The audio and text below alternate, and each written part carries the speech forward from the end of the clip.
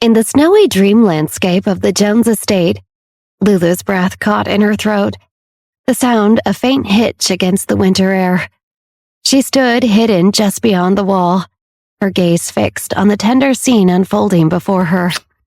Chris and Olivia, lost in a gentle kiss amidst the snow, seemed to exist in a world of their own, oblivious to everything else. Lulu's heart felt like it stopped, then stuttered back to life as Chris and Olivia slowly pulled apart, their eyes locked in a loving gaze. She averted her eyes, a sharp pang of heartache slicing through her. The sight, so full of affection and warmth, felt like an arrow piercing through her heart, reminding her of how cold and lonely she truly was. She forced her gaze away, trying to escape the surge of emotions that threatened to overwhelm her. Her heart felt heavy, a mix of longing and sadness tangling within her. I really wish this didn't hurt so much, she thought, her mind a whirlwind of conflicted feelings. She couldn't deny it any longer. Olivia had saved her life and shown her a kindness she hadn't expected. Lulu found herself begrudgingly admiring Olivia, her strength, her grace under pressure, and even her caring nature. This acknowledgement made her feelings even more complicated. I'm starting to like her, Lulu admitted to herself, a hint of surprise in her internal voice. She's not the person I thought she was. She's very kind. Lulu's heart ached with the realization, making her feel even more conflicted. Her long-held affection for Chris still burned brightly, yet now it tinged with a sense of hopelessness. Lulu's eyes drifted back to the couple, observing how Chris looked at Olivia with so much love and admiration. Lulu's heart ached with the longing that had been her constant companion for so long. I wish he would look at me that way, she yearned silently. The image of Chris's loving gaze seared into her mind. Just once more to be in his arms, to feel his lips. The thought was both sweet and torturous, a dream she knew would never be hers to live. Why does it have to be so open, so real? Lulu's thoughts raced, her heart sinking further. It would have been easier to dismiss, to ignore if their affection was hidden, a secret love she could pretend didn't exist. But there it was, right in front of her, undeniable and heartbreakingly real. As Chris and Olivia turned to leave, they noticed Lulu standing in the distance. Lulu, caught watching Chris and Olivia's tender moment, felt a rush of embarrassment. Her heart skipped a beat as their eyes met, and for a moment she wished she could just vanish or escape the awkwardness of the situation.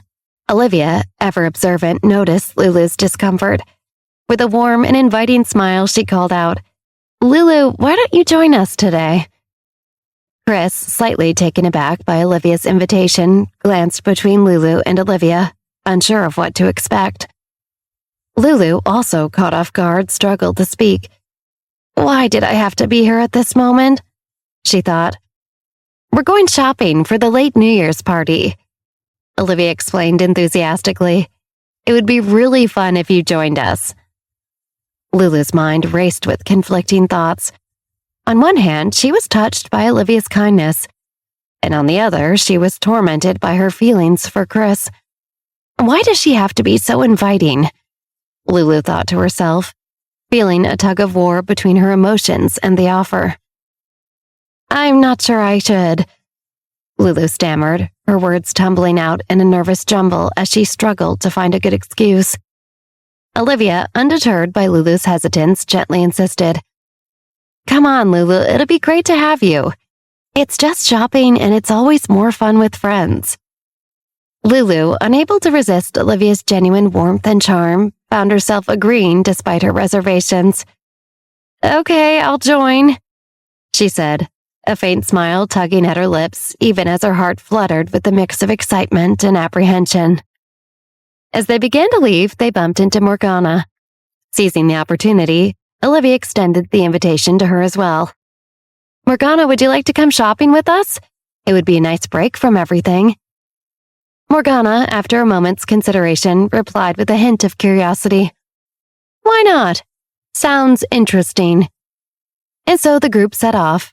Chris, Olivia, Lulu, and Morgana.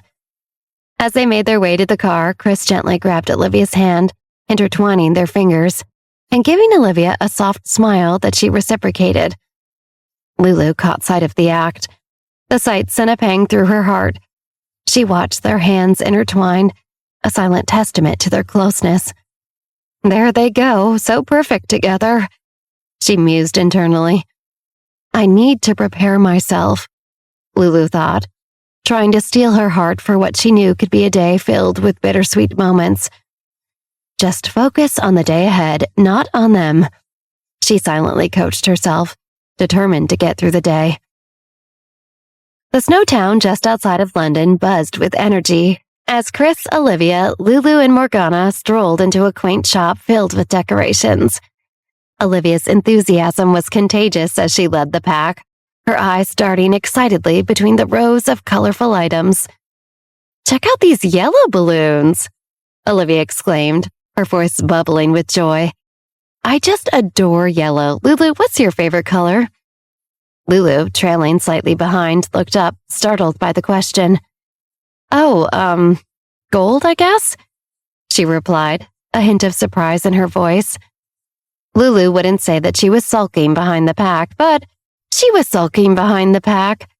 As she tried to protect her heart from the devastation of Chris and Olivia, she came off as grumpy instead of the cool, detached she was going for. Clearly, that meant nothing to Olivia as she continuously tried to get Lulu to feel as much joy as she had.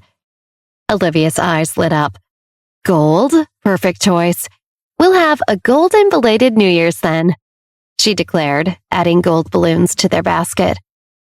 Chris, wanting to contribute, pointed at a set of flashy, over-the-top decorations. How about these? The three girls turned to look and then burst into laughter. Chris, that's interesting, Olivia managed between giggles. Yeah, interesting is one word for it, Morgana added, smirking. Lulu chuckled softly, feeling a bit more at ease. Maybe something a bit less sparkly? As they moved on to the next door, Olivia linked arms with Lulu and Morgana. So, Lulu, tell us something about yourself, Olivia said as they browsed through an aisle of sparkling lights. Any hidden talents? Lulu hesitated, then smiled. Well, I can cook pretty well. Not as fancy as the chefs here, but... That's awesome, Olivia interjected. We should have a cook-off one day. Morgana raised an eyebrow. I'll be the judge. I take my food very seriously. People that can't cook are always the food critics, Olivia teased as she eyed Morgana. Lulu snorted as she tried to hold her giggle back. Morgana smiled, about to tease Olivia, when she spotted a guy browsing nearby. Morgana nudged Olivia, whispering, Hey, look at him. He's kind of cute, isn't he? Olivia and Lulu glanced over and couldn't help but giggle. Really, Morgana? That's your type? Olivia teased, her eyes sparkling with mirth. Chris, overhearing the conversation, couldn't help but feel a tad self-conscious. He sneaked a glance at the guy and then looked at himself, wondering. Morgana shot back playfully. Well, considering Olivia likes Chris, she might not be the best judge of cute guys. Her comment sent Olivia and Lulu into fits of laughter. Chris, attempting to jump into the banter, opened his mouth to say something witty, but Olivia cut him off, thrusting their bags of decorations into his hands. Oh, look, there's a stall selling toffee and chocolates across the street. I've never tried toffee before, and I know Lulu loves it. Lulu, surprised, turned to Olivia. How do you know I like toffee? Olivia's cheeks turned a soft shade of pink. Well, I might have noticed a bunch in your room when Morgana was treating you. She gave a sheepish smile. Lulu's heart warmed at the thought of Olivia paying attention to such a small detail. It's nice to be seen, she thought to herself, a smile playing on her lips. Let's go then, Lulu said with newfound enthusiasm. I can show you the best toffee flavors. The girls, now excited about their new mission, hurried out of the store, leaving Chris behind with an armful of bags. As they disappeared into the crowd, Chris called out with a resigned laugh. I'll just hold the bags, that's cool. Inwardly, Lulu felt a wave of contentment wash over her. Being part of the group, being noticed and included, was a new and pleasant feeling. The trio stood outside the quaint toffee shop, each with a piece of the sticky sweet in hand. Olivia, ever the adventurous one, took a bite and immediately her face contorted in disgust. She frantically waved her hands, trying to signal her distaste. "Morgana, Lulu, quick! Give me some chocolate, please!" Olivia begged, her face scrunching up even more. "I need to get this taste out of my mouth."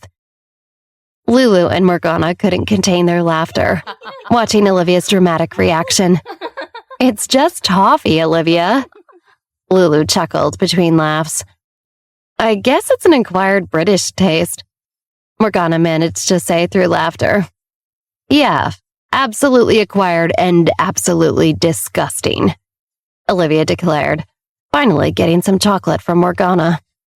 Lulu shook her head, still laughing. "You're too much, Olivia." In a quieter moment, Olivia turned to Lulu.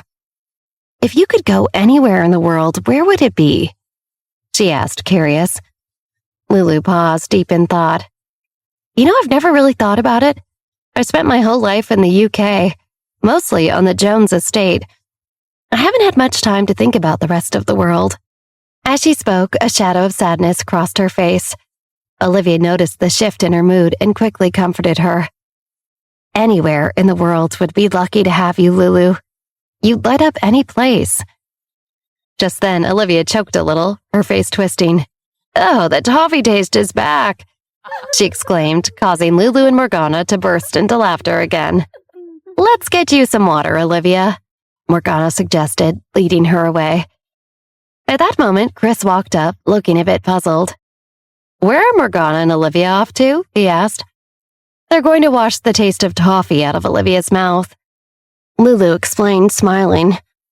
Chris nodded, understanding. He and Lulu stood there awkwardly for a moment, neither quite sure what to say next. The air between them was filled with unspoken words, a tension that neither knew how to navigate. The silence between Lulu and Chris stretched uncomfortably until Lulu, mustering her courage, broke it with a hesitant admission. I actually really like Olivia," she said, her voice a mixture of surprise and revelation. Chris, taken aback, responded with a genuine smile. "Really? That's great to hear, Lulu. I'm glad you two are getting along." Lulu nodded, a small smile playing on her lips. "Yeah, it's nice. She's easy to talk to." Chris's face lit up as he began to enthusiastically praise Olivia. "She's incredible, isn't she? So kind, so funny, and just amazing." As he continued to gush about Olivia, Lulu's gaze lingered on him, her mind lost in thought. Internally, she wrestled with the realization that was both painful and freeing. Olivia has shown more interest in me these few days than anyone else has, Lulu thought to herself. She asked about my favorite color, my likes, my dislikes. Her heart sank as she considered Chris, who continued to talk about Olivia with unabashed adoration. Chris, he's never really asked me anything about myself, not even small talk about the weather. A bittersweet feeling washed over her as she absorbed this truth. The boy she had silently loved for so long, who occupied her thoughts and dreams, had never truly seen her. He's never taken the time to get to know me, to ask about my day or what I dream of. Lulu's thoughts continued, a sense of melancholy creeping in. She had spent so long pining after Chris, yet in his eyes she had always been just Lulu, the maid, never truly seen for who she was. Lulu's heart sank. Chris will never care about me the way I care about him. He will never see me as anything more than his father's housekeeper for as long as I live. He wouldn't care if I dropped dead tonight. No one would.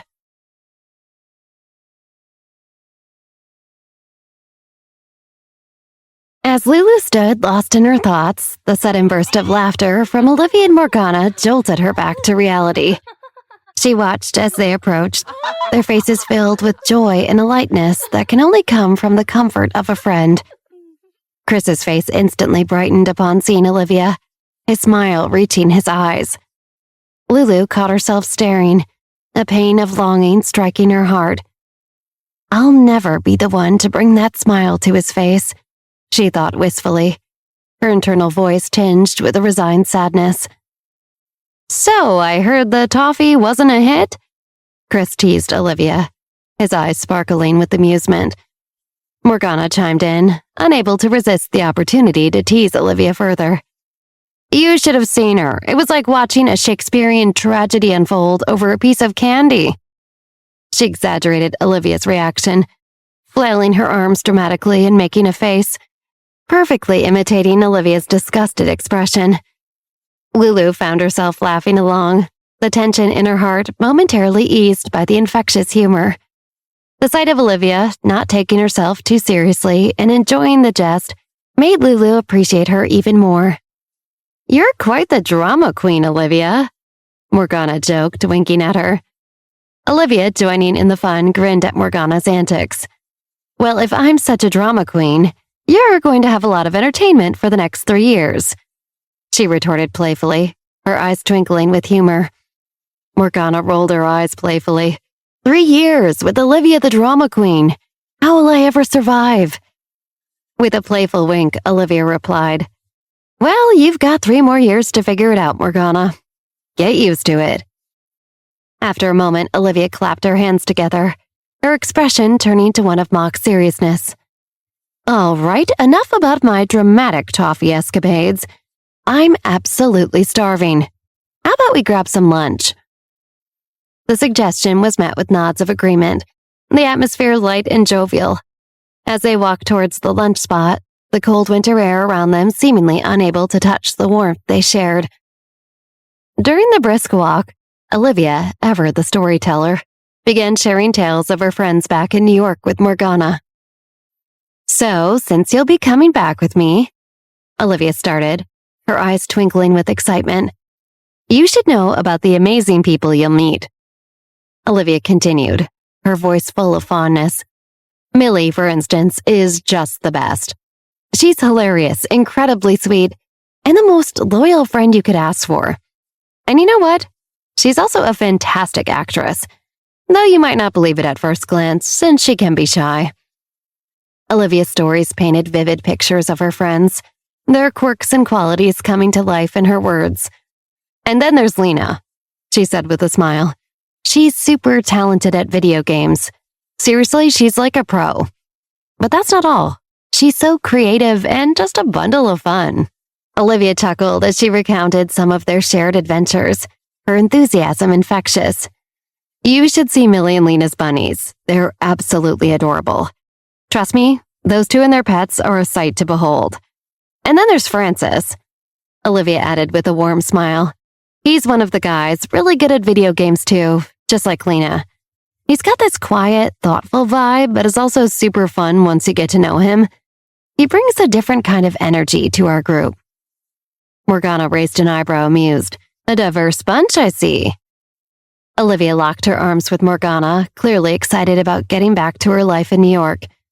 "You're going to love New York, Morgana," Olivia said with a bright smile.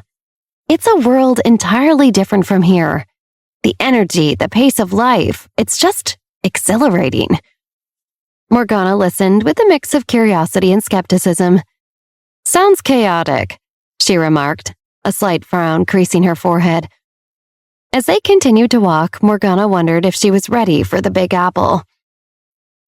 Across the pond in the heart of New York, nestled among the vibrant streets lined with towering skyscrapers and bustling with the energy of the city, sat the quaint and cozy Yan family home.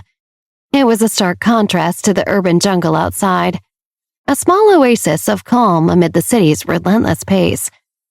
The living room, where Millie now sat, was warmly lit, the soft glow of the lamps casting a comfortable ambiance across the neatly arranged furniture. The walls were adorned with family photos, each telling a story of happy memories, and the shelves were filled with books and knickknacks collected over the years. Millie fidgeted in her sleep, her fingers twiddling nervously as she awaited her father's arrival in the family's comfortable living room. She took a deep breath, whispering to herself, "Just breathe, Millie. Yes, Dad can be overbearing, but he loves you, and you love him."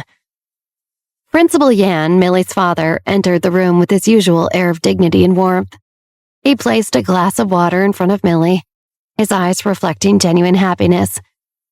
"Millie, I'm so glad you could visit while on winter break. I've missed you," he said, his voice laced with affection. Millie forced a smile, trying to ease the tension she felt. "I'm happy to be here, Dad. I've missed you too," she replied, her voice slightly trembling.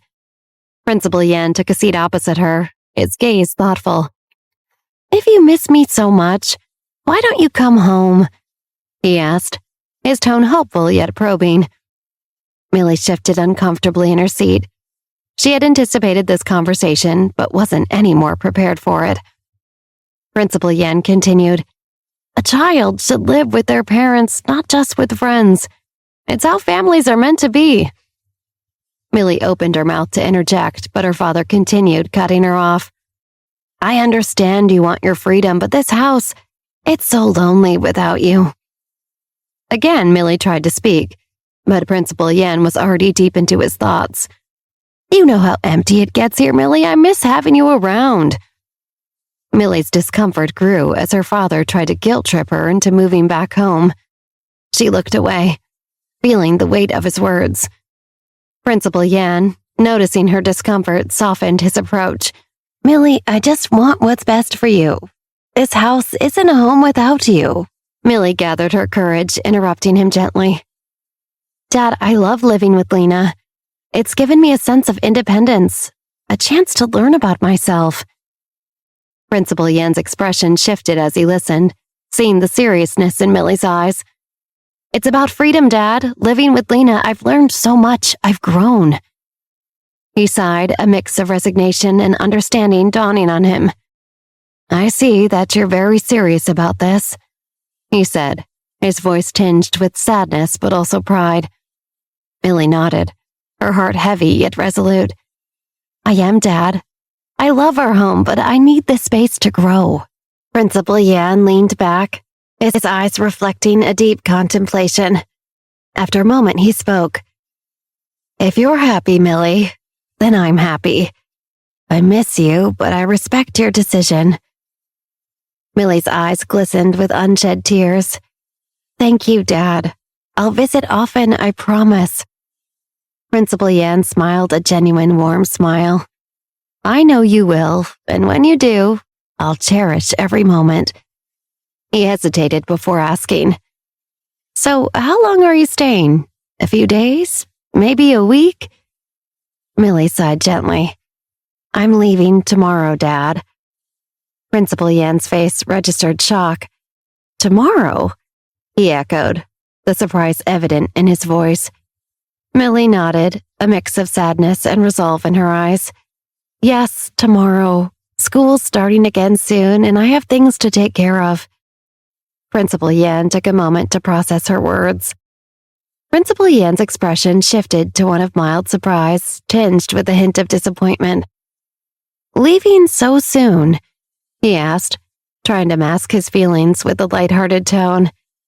"Feels like my kids only visit when there's a national holiday."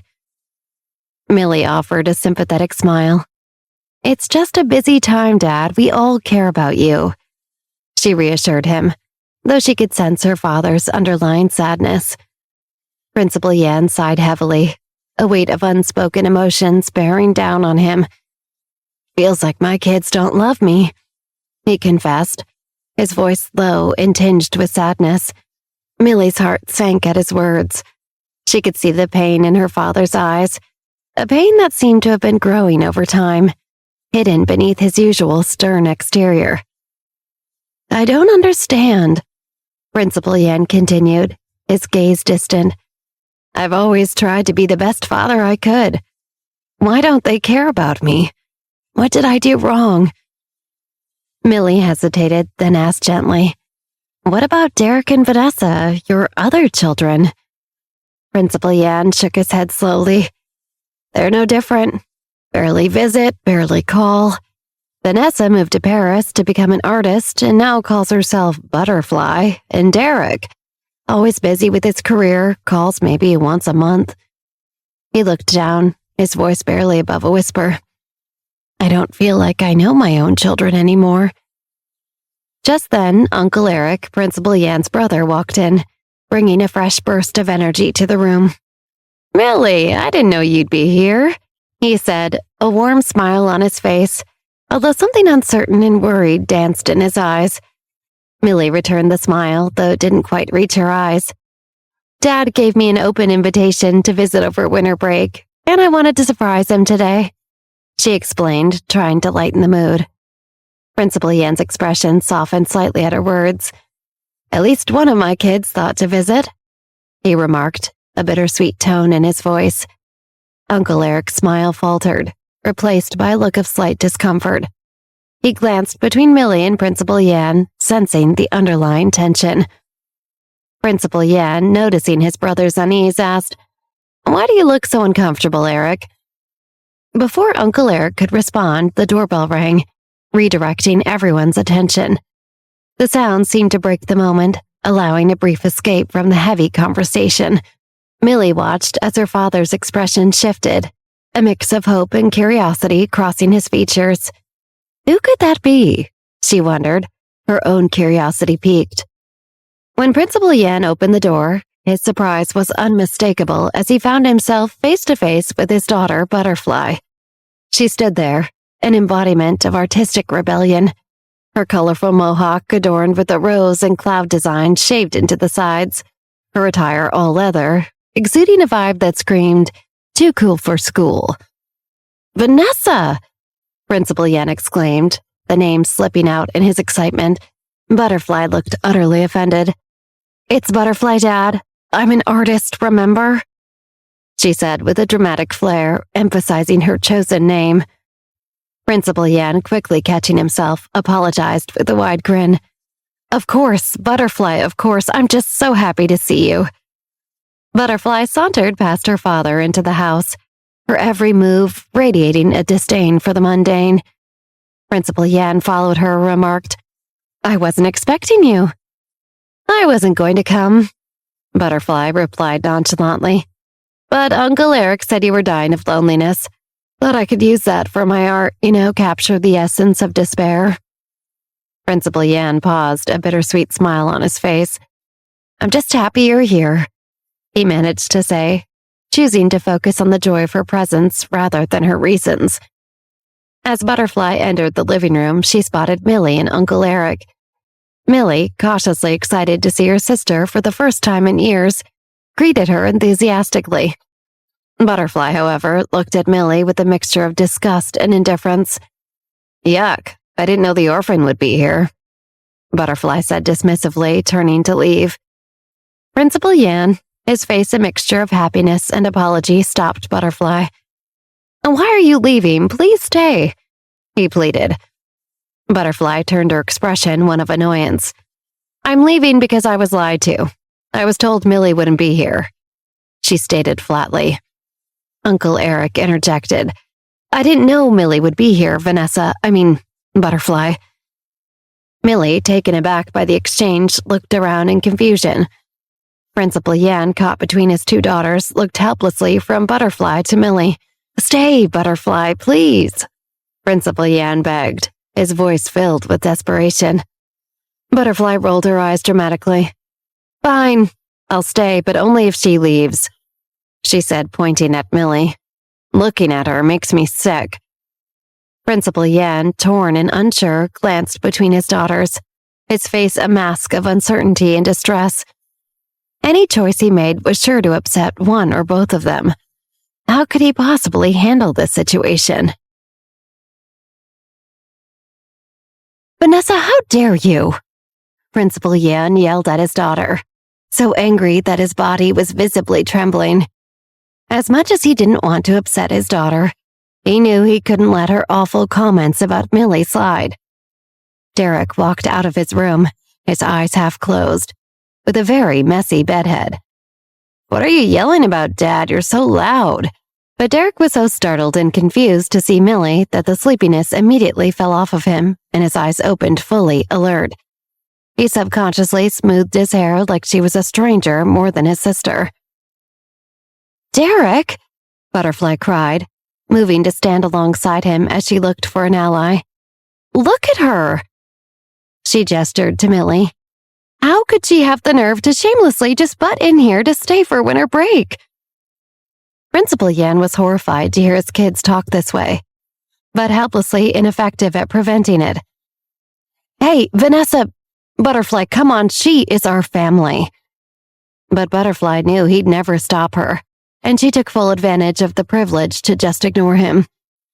Millie didn't say anything in her defense. She was used to this dynamic. They were the biological siblings, and they saw her as the adopted interloper. She always longed for a brother and sister who loved her, or even liked her, but she knew that was not what she had. She silently regretted thinking that she could ever have a normal, pleasant evening with her father. You're making so much noise, Derek complained to Butterfly. Didn't you know I was sleeping? You're giving me a headache. Your voice is so high-pitched. Butterfly was offended that her brother wasn't quick to jump onto her side. I don't want to be making noise. I am doing it because I'm upset. I want to be comfortably enjoying my own home. She turned to Millie with a cold sneer. You've spent so long mooching off our family. Have you not found anywhere else to stay for your breaks? It's like you don't have legs to walk yourself out of here, or a phone to book yourself a motel. Derek rubbed his eyes.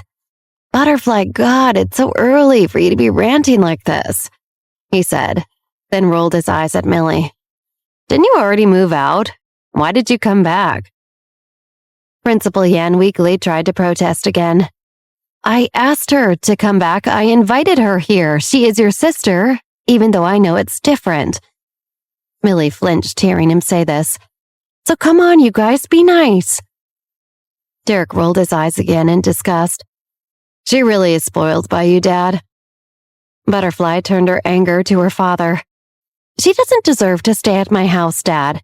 I don't care if she wants to be here or you want her here. I don't want her here.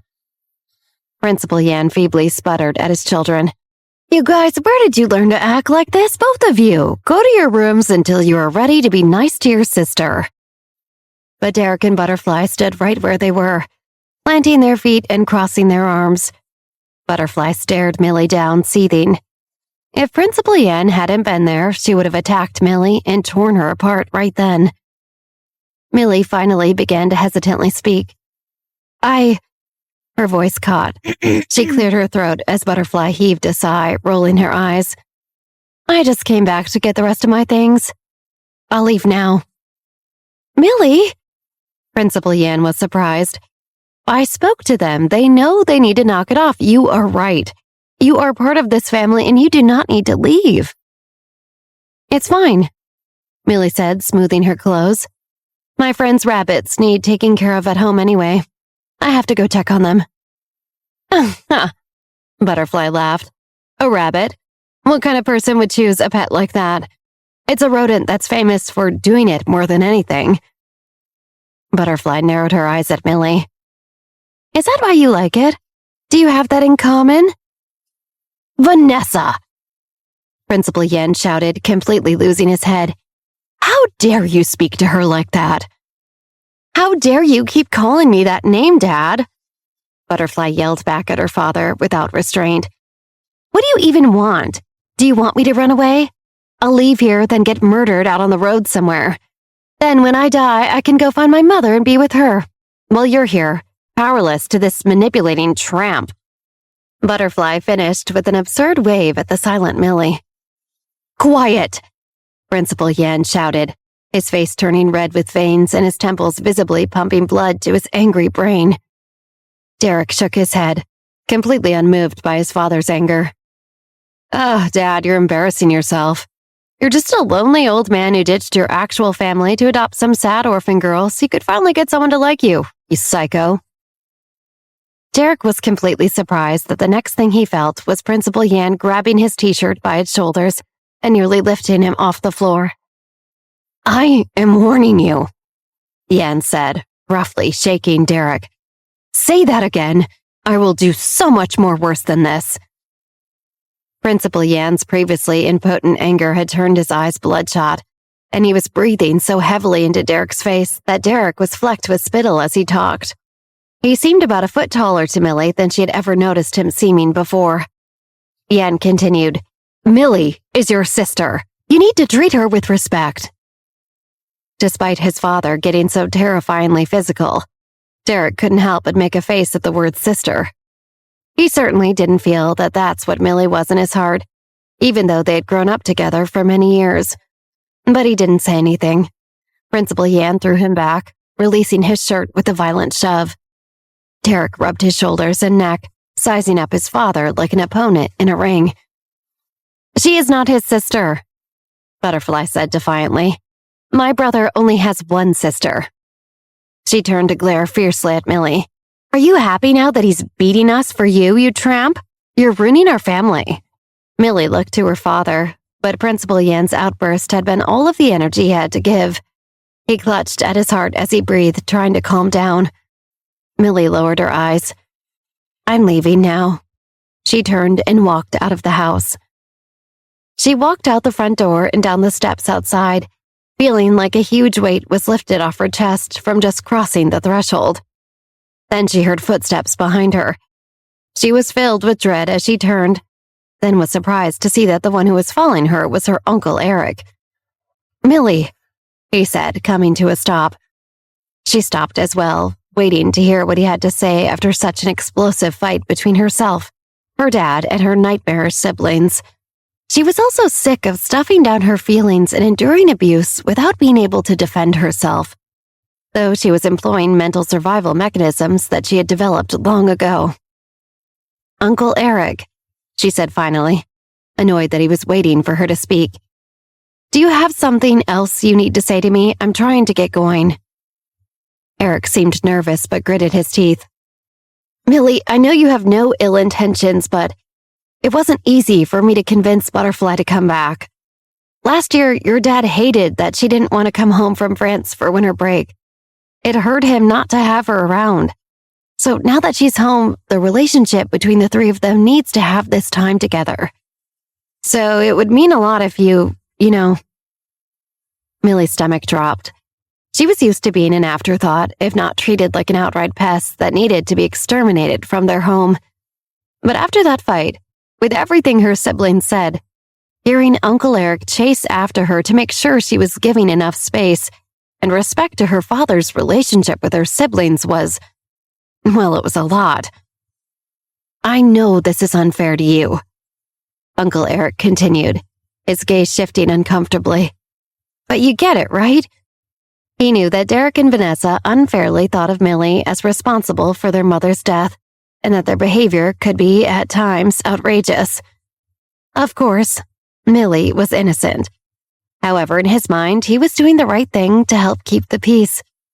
Vanessa and Derek certainly couldn't be reasoned with.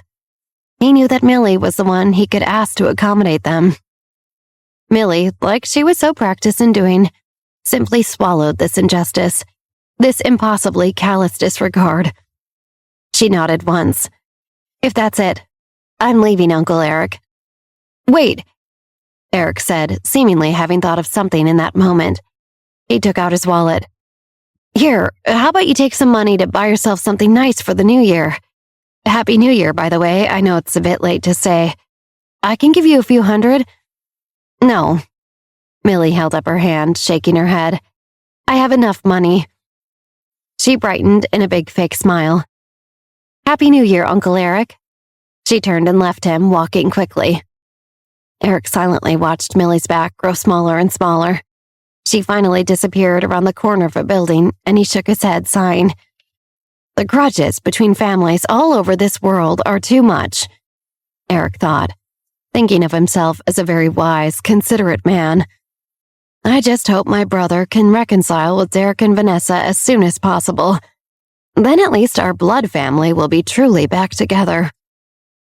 Principal Yan walked tentatively out of the house, seeing only Eric looking out into the distance. Where's Millie? He asked. Millie has left, Eric said solemnly. Yan sighed deeply. He felt tired trying to balance the relationships he had with his children, and he had quite a heavy heart. I'm in an impossible situation, Eric. There's no easy answer. I know, Eric said reassuringly as he started to walk back into the house. Let's go back in. Butterfly just came back to you and she needs her father now." But a curious look came over Yan and he didn't turn to follow Eric. He shook his head. "Not yet. Prepare the car. I want to go to the cemetery." Uncle Eric nodded, surprised. "All right." Yan rubbed his chest, thinking about his sore heart. "I want to visit my wife's grave." Sitting upstairs by the window, Butterfly leaned against the cold glass, watching all of this.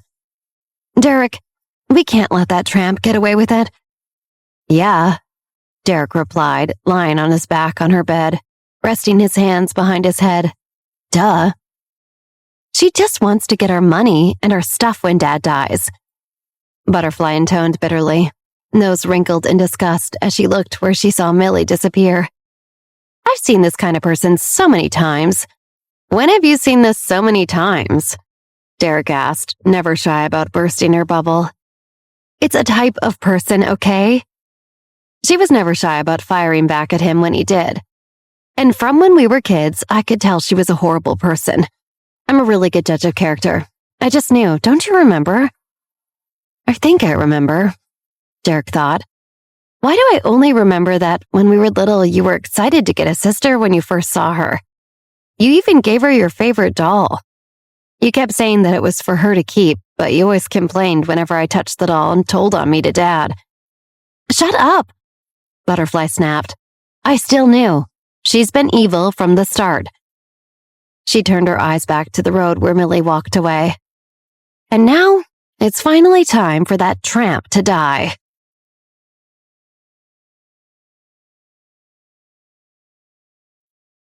Butterfly continued to ruminate bitterly on her adoptive sister Millie's tragic, irritating existence. "I just really wish she'd never invaded this family. But now that she's here, I need her to die." Derek picked his teeth on her bed. "Well, you just wishing out loud is pretty boring." "But if she had never come—" Butterfly hugged her knees to her chest, burying her face in them. "My mom never would have died." Sitting by the window with the view out into the distance, she imagined herself to be one of the most dramatically pitiful martyrs that ever existed.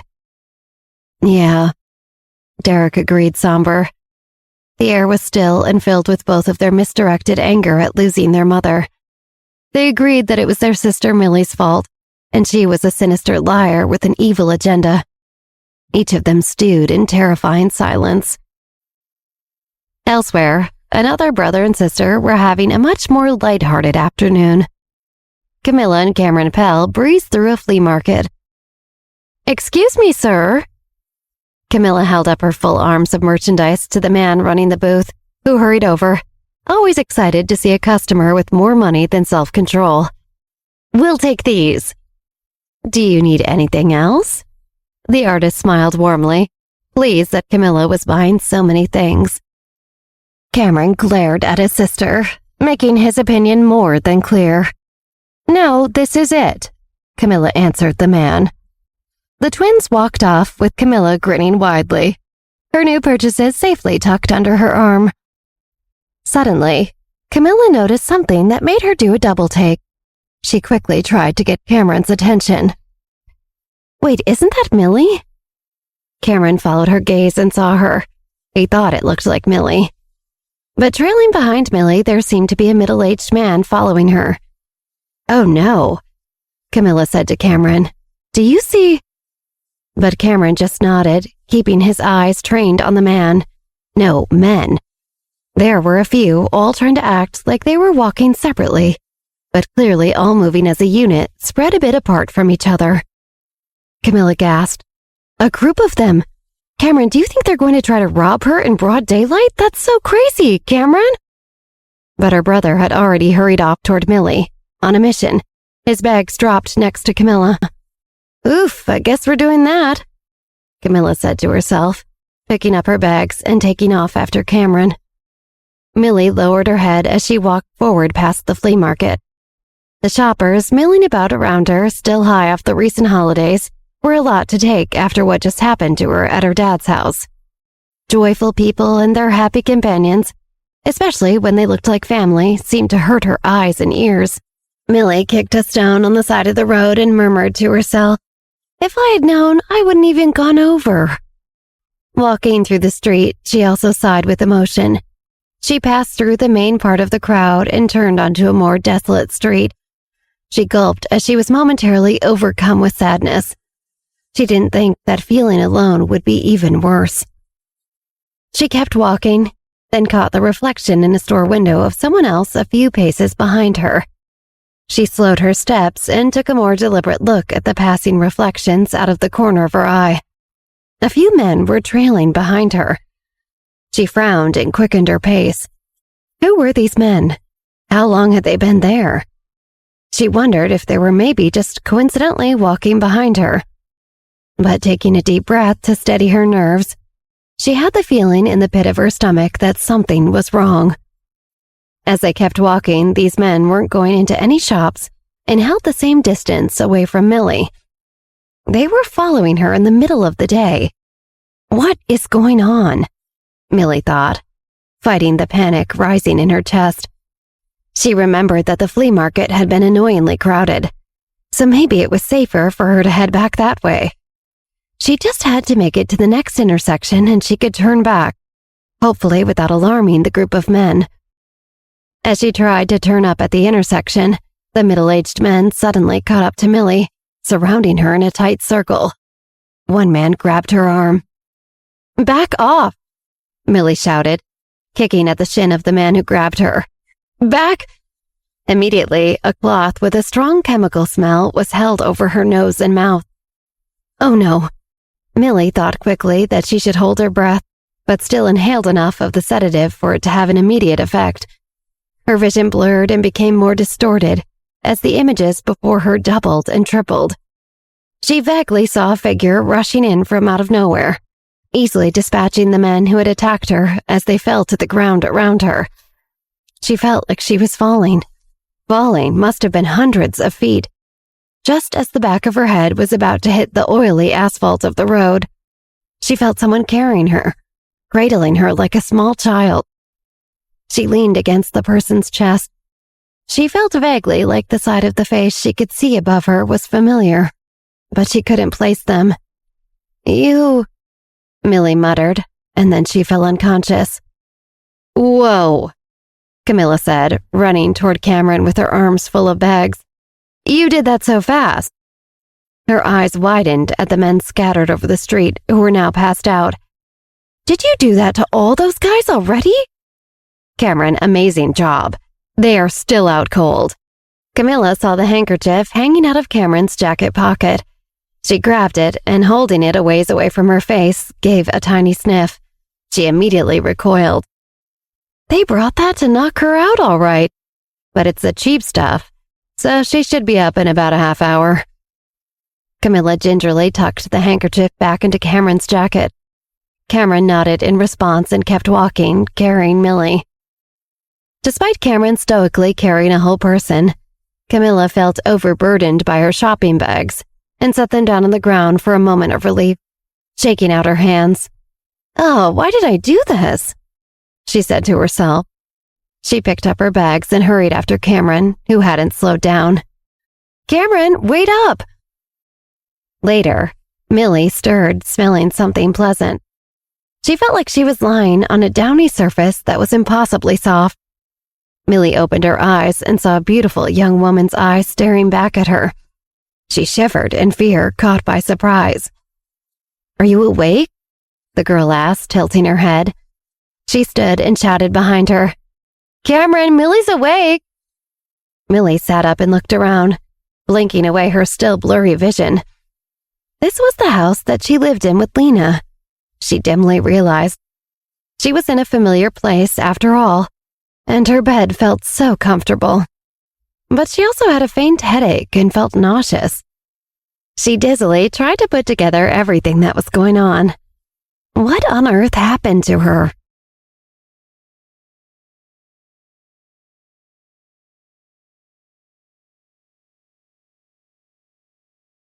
"You fainted, so we brought you home." Millie blinked, trying to clear her vision, as Camilla stood over her and explained what happened. Millie still felt faintly nauseous and had a headache, Camilla continued. Why are you the only one in your house? Where's your roommate? Lena went home for the rest of winter break, Millie said, rubbing her temples. It's just me and the rabbits here. Before passing out, she only remembered men surrounding her on an abandoned street. Camilla tilted her head inquisitively. Why don't you go home and see your family for winter break as well?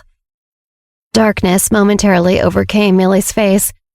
I don't have that kind of thing. Camilla was startled. You don't have that kind of thing? A home, Millie answered, or a family. At least one that wants me there. Millie noticed that Camilla was unsure of how to respond to this and quickly shook off the darkness and focused on being calm and personable. Millie didn't know that hearing this broke Camilla's heart a little. Camilla already liked Millie, and her appreciation for Millie grew upon hearing this. But Millie had only seen that she caught Camilla off guard and wanted to push the focus off of herself. What about you guys? She asked Camilla. Why didn't you guys go home either? Cameron and I are spending our break in the city this year. It's just the two of us, Camilla answered. But we should definitely join forces. Let's be a family through the end of break. Millie nodded. Yeah, that sounds great, she replied, but was surprised to see Cameron pale in her bedroom doorway. Seeing his face jolted her memory, and she remembered being picked up and carried by him. Cameron had saved her. Thank you, Millie finally spoke. Cameron only nodded in response. Camilla, sensing the moment between Millie and Cameron, clapped her hands on her knees and stood. I'll let you guys talk for a bit. I'm gonna go see what you have in your fridge. I'm in the mood to cook something homey. Camilla breezed out of the room. As she left, she patted Cameron on the back, and once she was out of Millie's sight past the doorframe, shot him a thumbs up. Cameron walked to Millie's bedside. He was distracted by the thought of being in Millie's bedroom for the first time. He didn't know what to say. I know a little sign language, Millie said. I will ask and you answer, is that okay? He nodded, grateful that the pressure wasn't on him to carry this conversation. Millie asked, You've saved me so many times. I'm grateful to you. But I need to know, are the two of you in New York for Olivia? Millie had always worried that the Pell twins would do something to hurt Olivia. Cameron signed. That's not the only reason, which was truthful. Millie folded her hands on her blanket and realized her shoulders were tensed. She was nervous to ask, but had to ask. Will you hurt Olivia? She said in a small voice. Not necessarily, Cameron signed back, wincing. He knew this wasn't what she wanted to hear, but he also did not know that Pete Pell would ever give him that order. Millie narrowed her eyes at him, biting her lip. Are you following someone's orders? Damn, Cameron thought internally. She is smart to pick up on that from the answer I gave. He signed simply, yes. Millie held tightly to the blanket on her bed. She needed to know this, but really didn't want to. If that person ordered you to kill Olivia, would you do it? There was a beat. Cameron thought about it. He had spent so much time hoping he would not get that order that he had not thought about whether he would actually defy it. He could, but obviously if he did, there would be dire consequences. He finally signed, I don't know. He was conflicted. He knew Olivia was a good person and Camilla liked her very much. If Pete wanted them to kill Olivia, Camilla couldn't do it, but he might have to. Millie, also conflicted, was filled with emotion as she studied Cameron's face. This person who had saved her, who clearly cared about her and who she imagined she may care about, he might kill her best friend. But she could tell from his expression that he would not want to either. When he said he didn't know if he would go through with it, that was the truth. Cameron, seeing the look on Millie's face and the worry in her eyes, hesitated. If he really ever killed Olivia or did anything to hurt her, what would Millie think of him? He didn't know if he could bear the consequences.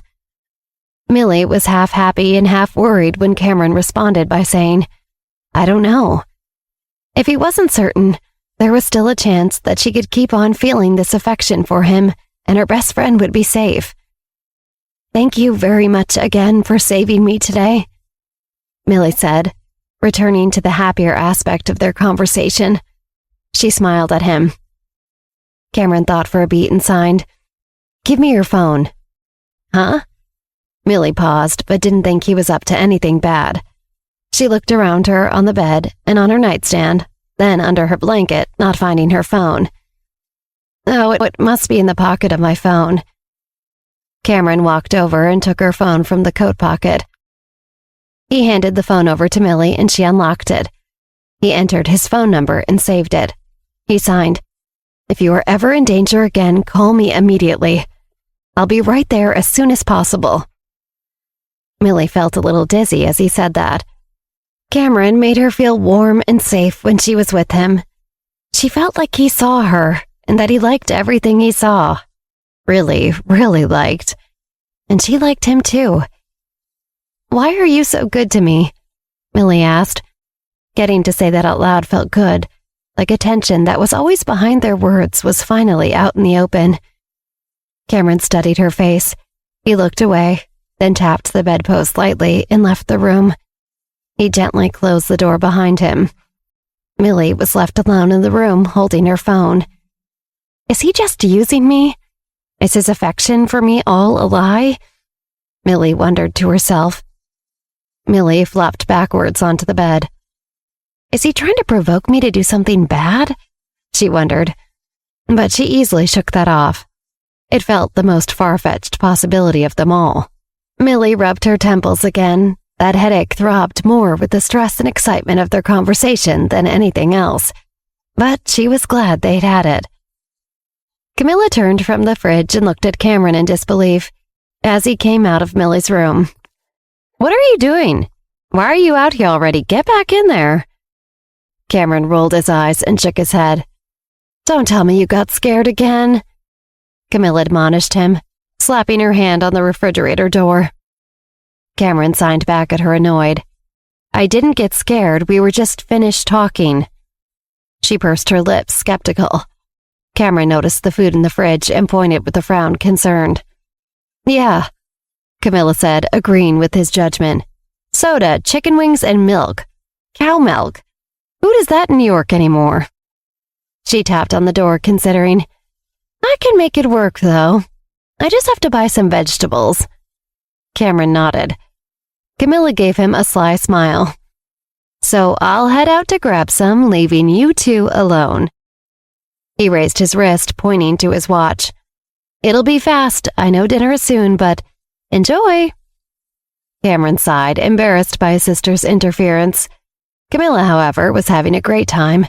Here's my bag. I'll head out now, she said in a sing-song voice. Go make sure Millie has everything she needs. And when I come back, maybe I'll have a sister-in-law. Cameron frowned and waved her away. If you don't get that far, you could at least earn us some more goodwill from her, Camilla added pragmatically. I'm out. Have fun. She headed out the front door quickly, shutting it. Cameron suddenly felt smaller, standing in the middle of the living room and kitchen area. He rubbed his neck, uncertain. He suddenly felt a small tug at the ankle of his pants. He looked down in alarm to see a white rabbit looking up at him. One ear pointed up, and the other one flopped downward. It tilted its head and eyed Cameron's face seriously. Cameron squatted down. He tentatively reached out his index finger to pet the rabbit's head, which it seemed to welcome and enjoy. Millie's bedroom door opened and she emerged, holding an empty water glass. She stopped when she saw Cameron crouching, petting Nuggets, Lena's rabbit. It was adorable. Millie smiled as her heart warmed. Cameron felt embarrassed that she caught him in a bit of a vulnerable position, enjoying a cute rabbit, but he looked up at her and smiled. He figured that that was okay for her to see. Millie really likes something about this situation. She and Cameron are sharing a home, taking care of a pet and each other. But Nuggets had been executing other plans at that moment. Millie noticed that a houseplant she was quite proud of had bite marks taken from many of its leaves. Nuggets, she admonished. Ugh. Cameron laughed. He stepped closer to her, and her irritation at the rabbit melted away. She was caught off guard, filled only with anticipation for what Cameron was about to do. She turned to him, one of her hands still resting on the table where the rabbit's cage sat. He signed, "You were so cute." She didn't know what to say and deeply blushed.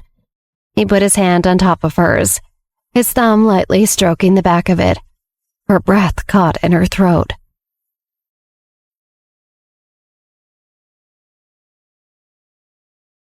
Camilla returned with many shopping bags to find Cameron and Millie sitting against each other on the couch. Cameron had his arm around the back of the couch, not touching Millie, but hoping to. Cameron looked up as Camilla entered and smiled at her. Camilla was stunned by seeing that warm, contented smile on Cameron's face and realized that that was the happiest she'd seen him since he had been poisoned. Once she had realized this, the joy morphed into a determined anger that flashed through Camilla's eyes. She would definitely catch the scum who poisoned her brother and make them pay for it with their own hands. Camilla shook this feeling off and put a breezy expression back on her face. "I come bearing vegetables. Did you two miss me?"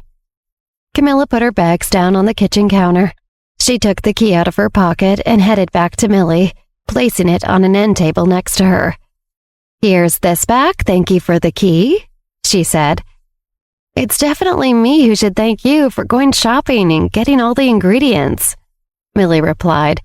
"What are you planning on making again?" Camilla's eyes suddenly widened and she slapped her forehead.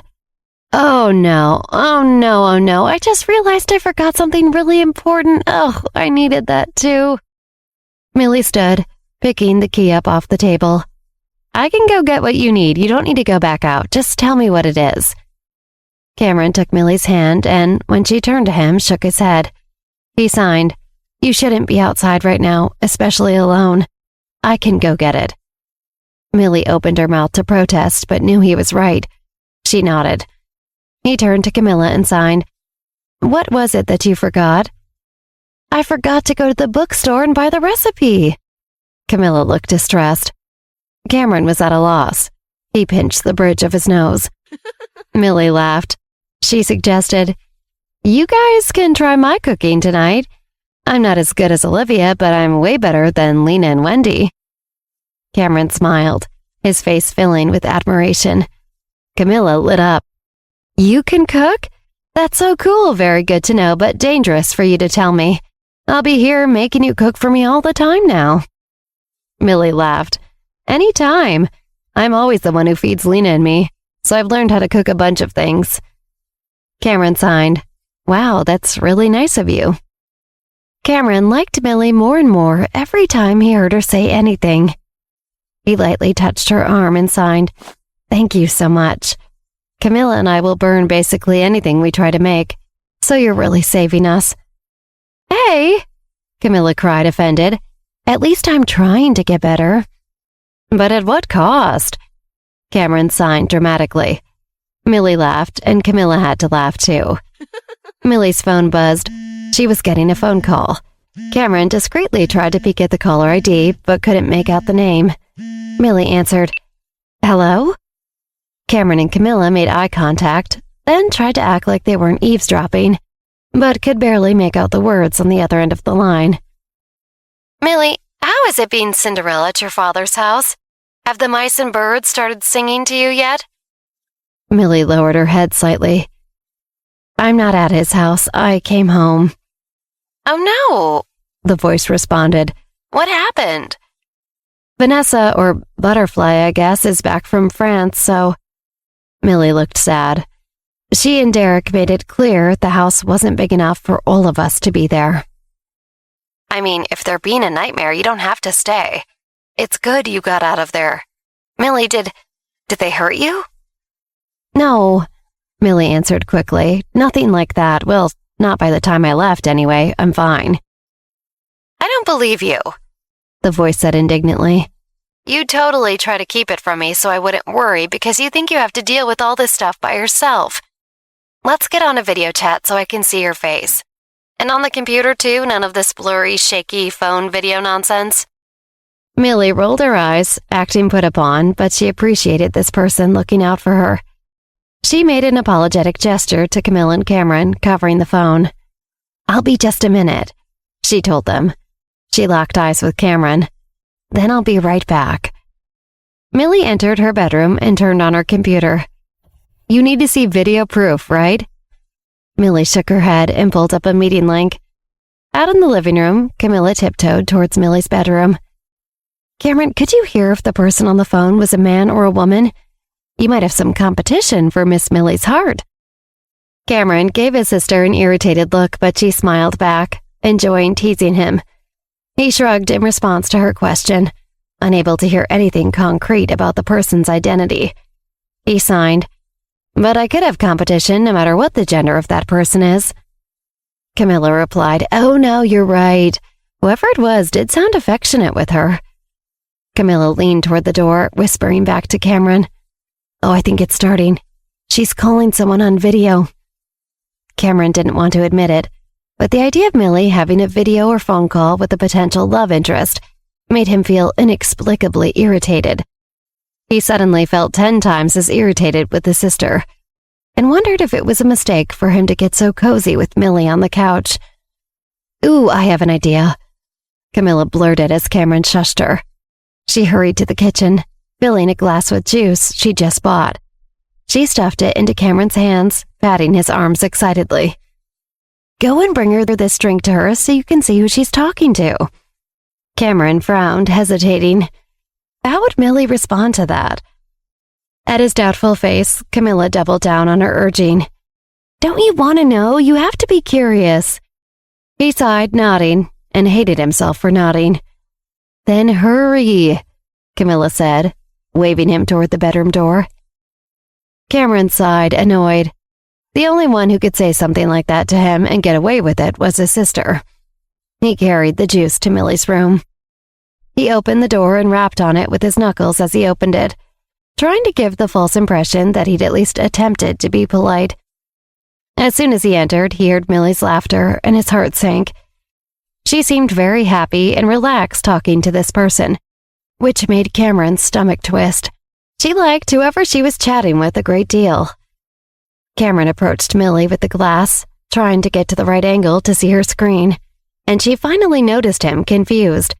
"Oh, thank you," she said, uncertain. She took the juice from him. He shrugged a sort of, "You're welcome," and imperceptibly glanced at Millie's screen. He saw that the person on the call saw him too, which made his guts twist even farther. His face paled and he turned to leave. "Ah!" A high-pitched squeal pierced Millie's ears and she pulled out her earbuds in pain. "What?" Millie said, reeling. "You're gonna burst my eardrums. Are you trying to kill me?" Millie rubbed her ears and put her earbuds back in. On screen, Lena tried to calm herself down, but she was absolutely giddy. "Millie, you brought a man into our beautiful love shack? Is it finally worthy of that name?" Millie burst into laughter. "Since when has our house ever been called a love shack? You are literally just saying it for the first time." "Of course, the place where you and I live will be called the Love Shack. Or, well, I've always thought it should be." Lena furrowed her brow and thought. Millie laughed again, trying to get a hold of herself. She really missed Lena. "The more you talk, the crazier this sounds. You and Mr. Mysterious are definitely making it not seem like it's a crazy thing to say at all," Lena said suggestively. "Speaking of love," Millie desperately wanted to change the subject. "What is going on with you?" "It's going really well," Lena nodded. "I just got settled in a good place to dig into my game for a while." "No!" Millie nearly shouted. "I mean with you and Francis, Lena. Have you made any more moves? Did you tell him about wanting to become a couple with him in the game?" "Not yet," Lena pouted unhappily. "He's been acting really strange since the last knife competition at the Perry estate. I don't know what's wrong. Every time I'm online, he hops right into a team with me and talks literally nonstop. Like he's afraid to give me the chance to say anything." Millie was surprised. "Wow, that's pretty impressive. He talks so much for hours that you can't get a word in? That seems so unlike Francis." "I know, it's exhausting," Lena complained. Millie opened the game's website. They have a Valentine's Day event coming up soon. That seems to have a ton of rewards. You can say you want to do it for the money and then use it as an excuse to make things official with him. Well, game official. Yeah, I can't believe I didn't think of that. Lena considered this nervous. Maybe I can find a way to mention it to him tonight. Lena's anxiety gave way to her pointing a finger at Millie. Hey, you distracted me. You need to answer my question. Who's that man that was just in your room? Oh, you didn't see? Millie asked, surprised. No, I thought you were hiding him on purpose. I could only see his hands. But I could tell they were man hands, but also very, pretty. They seemed like they belonged to a very hot man. So hurry up and tell me who it was. There's nothing to tell. Millie pushed back. I'm cooking dinner tonight. I gotta go. Bye. Millicent Brown, how dare you? Lena roared helplessly as Millie turned off the video. In Lena's room, her jaw dropped. She has a boy in her room bringing her juice, and she doesn't want to tell me all the hot gossip? Truly, how dare she? Lena had a realization, pleased. I know how I can find this out. She took out her phone and dialed another number.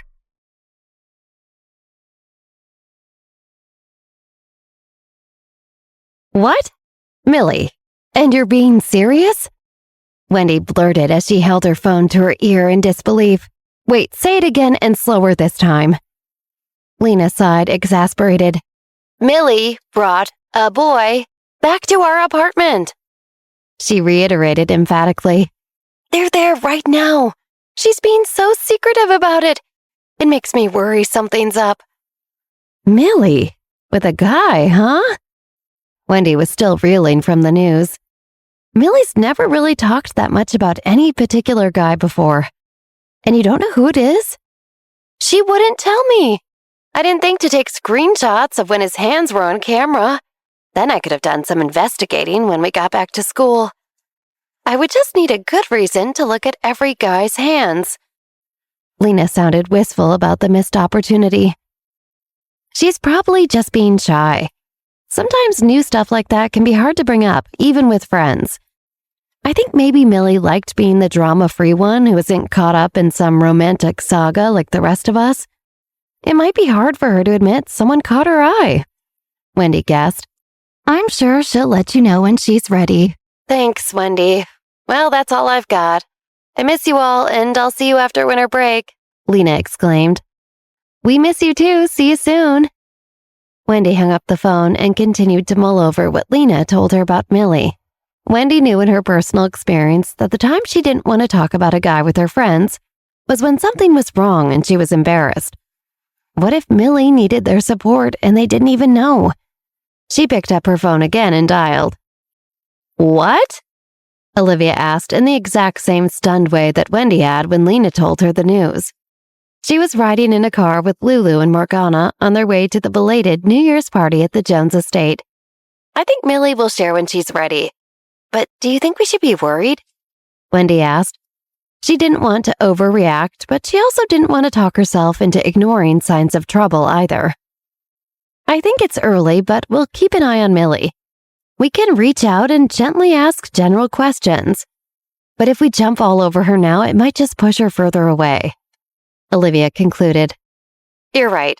And hoping for the best, maybe Millie really found someone she likes, and soon we can all just be happy for her. Wendy said optimistically. Yes. Or we're getting way ahead of ourselves, and it's all just a huge misunderstanding. Olivia laughed. It would not be the first time. Wendy agreed. How are you doing? Wendy asked, shifting the conversation. Wendy had just been through more in a week than most people had to experience in their whole lives. Amazingly, she can sound this normal at all, Olivia thought. Wendy is already concerned about others when she should be taking care of herself. I'm doing good, thanks for asking, Wendy answered vaguely. Her voice sounded tired and like she was holding something back. Are you at the hospital right now? Olivia asked more specifically. Do I even have to ask? She smiled. Well, I'm at the hospital, Wendy admitted sheepishly. She didn't see the point in trying to hide it. Was it so bad if she wanted to keep looking after Steve and his brother after everything they just went through? I think it's really sweet that you're there, Olivia reassured Wendy. Thanks, Olivia, Wendy said gratefully. It's still winter break, but Steve and Robbie don't really have many visitors coming through. They still have some recovery to do. I don't want them getting lonely or anything. You don't have to explain anything, Olivia smiled. I get it. I brought dumplings. We're probably going to get into them soon, Wendy said. Wait, Olivia interrupted. Did you make the dumplings? She asked warily. No, I did not make them, don't worry. Wendy rolled her eyes. I've learned my lesson. All right, Olivia laughed. I was a little worried. I don't know if they're ready for your cooking. They might need to build up their strength first. Very funny. Wendy played along good-naturedly. My cooking is so bad that I can't argue if anyone jokes about it. Sorry, I couldn't resist. Olivia chuckled. Well, you should get back to Steve and Robbie and the dumplings. Don't forget to take care of yourself. Thanks, I'll try to remember. Wendy nodded. Dusty will make sure I'm safe, don't worry. Yes, say hi to him too, Olivia added. I will, Wendy answered. They both hung up. The more she thought about it, the sillier it sounded. Olivia suspected this could all be cleared up with a simple question. She picked up her phone again and typed a text to Millie. Do you by any chance have a visitor? Seconds later, Olivia's phone buzzed with Millie's reply. Oh my God, did Lena say something? She can't keep things to herself to save her life. Olivia figured there was no harm asking and typed back. Who was it? Is he someone we know? She added a smiley face. Olivia couldn't imagine why Millie would keep it a secret. Olivia waited on the edge of her seat, watching the 3 bubbles that showed Millie was typing. Several minutes went by, and Olivia's curiosity grew. Finally, the message dropped, and it wasn't very long. It said, It's not just a boy. Both Cameron and Camilla Pell are here with me. It's a long story, and I don't have the energy to write it out all right now. But I promise I'll tell you more about it when you're back in New York. Olivia frowned at her phone when she read Cameron Pell and Camilla Pell's names. What is Millie doing with the Pell twins? Olivia didn't have any specific problem with either of them, but their family was notorious. She still had a wary feeling about it. She had never thought about Cameron and Millie getting together, but the idea wasn't all that crazy. They seemed to get along whenever they were together. Olivia had just never noticed that it might be more than friends. Olivia thought about how to answer, then typed, I have my reservations about the Pell family, but as long as you're happy, I'm happy for you. Olivia added a smiley face and hit send.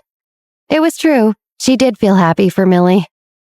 Millie typed back, Thanks, Olivia. I'll tell you more about it when you get back. Millie felt nervous now that her association with the Pell twins, and Cameron in particular, was more out of the bag.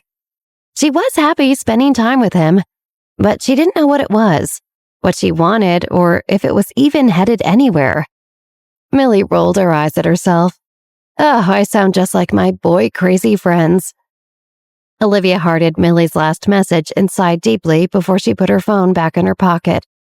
She sounds fine. I'll just leave it for when I get back, she decided.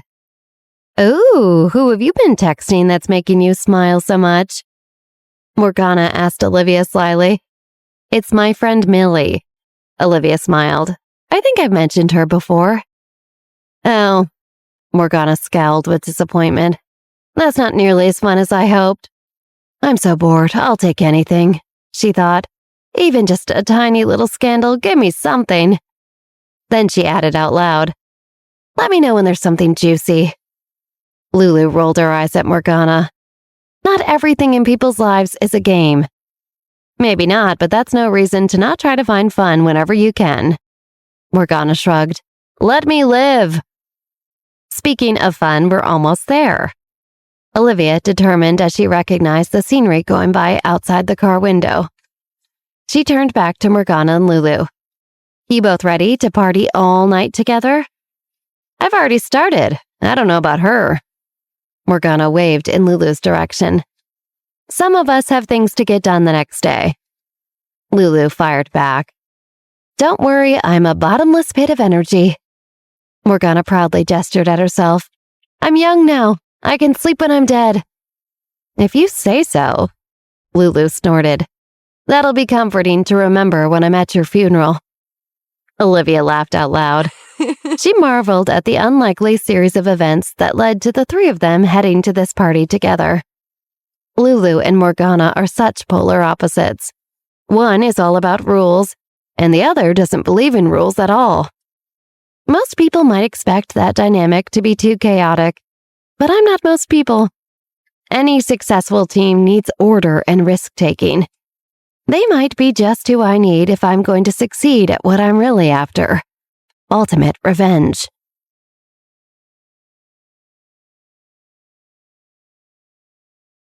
Everyone finally arrived at Raven Park for the belated Golden New Year's Eve party. Olivia, Chris, Sven, Morgana, and Lulu were in good spirits, until Olivia noticed one particular car conspicuously parked in the large driveway. She recognized the black Lamborghini and her heart sank. Her eyes darted to Chris. Chris and Lulu frowned when they saw the car. They recognized it too. Olivia took Chris's hand and squeezed it supportively. She could feel his body was tense and anxious. That's your dad's car? She asked quietly. Yes, Chris answered without any warmth in his voice. Even though Raven Park was a Jones family property, his father was the last person he expected to suddenly show up. No doubt Grandpa Jones isn't happy with this surprise visit either. It's all right. Olivia smiled reassuringly and rubbed Chris's arm. I'll be right there with you. I know. Chris nodded gratefully. It wasn't just himself that he was worried about. He trusted his stepmother even less than his father. He put his arm around Olivia and kissed her forehead. Let's get this over with, I guess. As the group headed for the front door, Lulu walked in the direction of the kitchen entrance without thinking. Where are you going, Lulu? Is there a VIP side entrance we don't know about?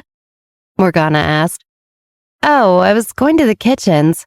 I was just on autopilot, I guess. But I can't come back here and not help out in the kitchen. It's too strange. Lulu declared. I'm going to go and at least see what they need. Are you sure? You're not here to work. You're a guest. Chris reminded Lulu. I know, but I still want to help out as a guest and say hi to the kitchen staff. Lulu answered. It would be weird not to. I'll go with Lulu, Morgana decided and linked arms with Lulu. Let's go together. Lulu raised her eyebrows suspiciously. You just want to get early access to the food. Why? You already ate and dinner is coming up. Shh, shh, shh, shh. Morgana put her finger to Lulu's mouth to shush her. Don't think too hard about it. I just want to help. Morgana pulled Lulu along with her arms still linked. Why do you always assume the worst and doubt my good intentions? Morgana asked innocently. Because you always have other intentions. Lulu grumbled and rolled her eyes. Maybe you're right, but what's wrong with a little pre-sampling? It's just a taste test. Let's go! Taste test! Taste test! Morgana chanted and led Lulu away to the kitchen. I bet there's pretty good wine, too. Those two are quite a pair. Olivia shook her head and smiled. She remembered her first meetings with each of the girls. The interactions had been anything but friendly. I guess there really is nothing like surviving near-death experiences to bring people together. Who would have thought? Chris chuckled. Even though he had a history with Lulu back when they were younger, he was very pleased to see her getting along with Olivia so well. Besides, who wouldn't like Olivia after getting to know her? He thought. They finally entered through the massive front doors of the old mansion. Olivia took in how Charles had decorated the place for the occasion. Ice sculptures were placed all along the main hallway of the house. Olivia realized that each sculpture was a different animal that could be found in snowy climates. A stag, a bear, an owl, a wolf, or even an elegant walrus. The gold festive decorations they got hung from the high ceiling and on the staircases. and they glittered under the candlelight. All of this, and it's not even actually New Year's, Olivia remembered. As they walked into the main sitting room, Olivia saw Grandpa Charles Jones sitting stiffly with a profoundly displeased look on his face, a man who was sitting to his left, and Olivia recognized the man right away. It was Chris's father, Bradley Jones. He was just as tall and dominant as she remembered from their first meeting. His much smaller wife and Chris's stepmother, Ashley Jones, sat beside him. The tense silence could not have been more awkward. Charles Jones cleared his throat and cut through the uncomfortable silence. "Olivia, come sit by me," he said and waved for her to come closer. "Okay, I will," Olivia accepted. She helpfully pulled Chris to follow her. He silently stared daggers at his father and stepmother. "How was your journey getting here?" Charles warmly patted the back of Olivia's hand. He was pleased by the dramatic improvement of their company. "It was good. It was fun shopping and exploring today," Olivia replied. "There wasn't much traffic along the way. I guess we picked a good day to celebrate New Year's. It should be late every year." "Yes," Bradley agreed. "When we heard about this gathering, of course, we wanted to join in the celebration." He raised his eyebrows expectantly at Charles. "We even thought he might visit New York soon." "I'm not going anywhere," Charles frowned. "What about that do you not understand?" He was not worried about speaking too harshly to Bradley and his wife Ashley. "Then Ashley and I will stay with you," Bradley pivoted. "You are not welcome," Charles snapped in a low voice. "You arrived unannounced and unexpectedly. You have already overstayed your welcome." "Dad," Bradley stammered. Olivia could hear his bewildered, offended thoughts. Who kicks their son and daughter-in-law out of a dinner party before it even started? "It's a wonder you've shown up here tonight at all since you're always so busy," Charles scoffed. "And busy with what, I wonder? Ever since you married your new wife, you distanced yourself from the Jones family, and the Jones family business has suffered from your neglect.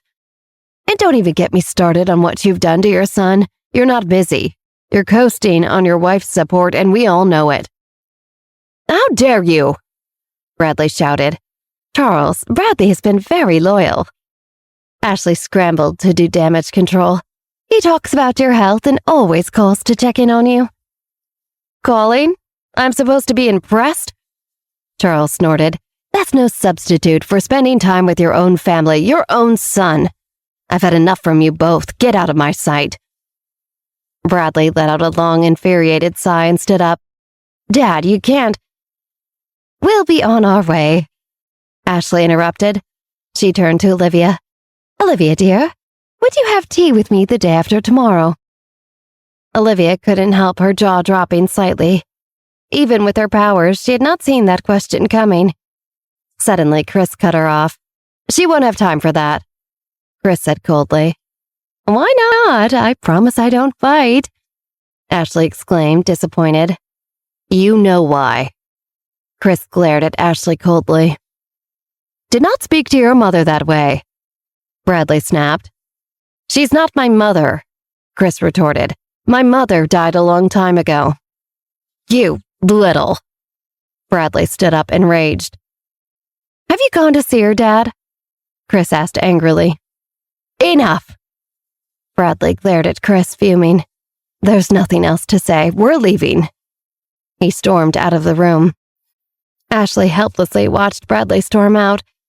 "Oh, we'll get together some other time," Ashley said apologetically to Olivia. Ashley hurried out of the mansion, and to everyone's surprise, Chris stood up and followed after her. He caught up with her out in the corridor. "I'm warning you." Chris glared at Ashley. "Don't you dare even think about hurting her. Your polite and proper act might work on my dad and everyone else in his circle, but I'm not falling for it. Whatever you're up to, stop it now." Ashley stared back at Chris's furious eyes. The intensity with which he threatened her and his obvious overwhelming desire to protect Olivia made her burst out into laughter. "Look at you, so dramatic. Don't you dare touch her," she imitated his voice. I promise I will try my best. Ashley smirked. Do not push me, Ashley. Chris stared Ashley down, fuming. Of course I was right not to trust her. You think now that you're grown up, you're so intimidating. Ashley smiled. But I know on the inside you're still just that distraught little boy who wants his mother. She deliberately took several slow steps toward Chris until she was inches away from him, never breaking eye contact. Don't worry, she cooed. I'm not interested in her. For now. Chris stared back at her, tight-lipped and furious. Ashley smiled deviously and backed away from Chris. She raised an eyebrow. I'll see myself out. Happy late New Year. She turned around and walked out of the house.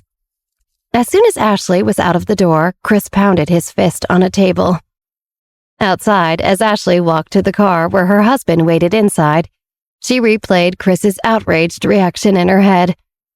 She found it amusing to get under his skin so thoroughly. Foolish young Chris.